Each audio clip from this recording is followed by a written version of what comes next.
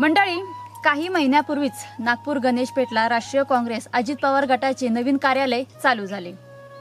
आता हे कार्यालय कशासाठी चालू केलं तर पक्ष विस्तारासाठी किंवा जनतेची सेवा करण्यासाठी, म्हणजेच जनतेची कामं करण्यासाठी।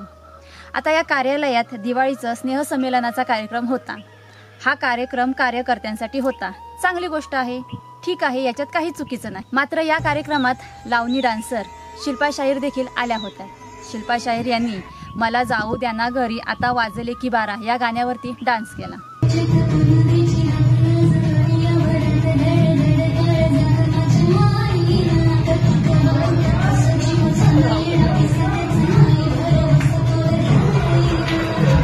त्यांचा डान्स बघून कार्यकर्त्यांकडून मनसमोरच्या घोषणा आल्या।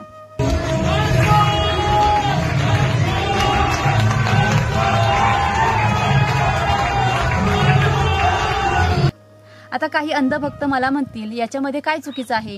या कार्यक्रमात महिला आणि पुरुष असे दोन्ही कार्यकर्ते होते। हो, काहीच याच्यामध्ये चुकीचं नाही। चुकीचं आहे ती म्हणजे तिथली जागा।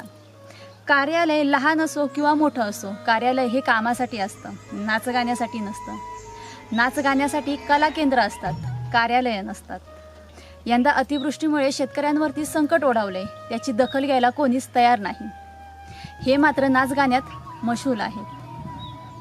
राज्यातील जनतेची परिस्थिती खूपच बिकट आहे, पण त्या परिस्थितीची या सत्ताधाऱ्यांना काहीच पडलेलं नाही। या वर्षीचा जानेवारी ते जून पर्यंतचा अवघा डेटा आपण पाहिला तर यावर्षी पहिल्या 6 महिन्यात राज्यात 1287 शेतकऱ्यांनी आत्महत्या केली।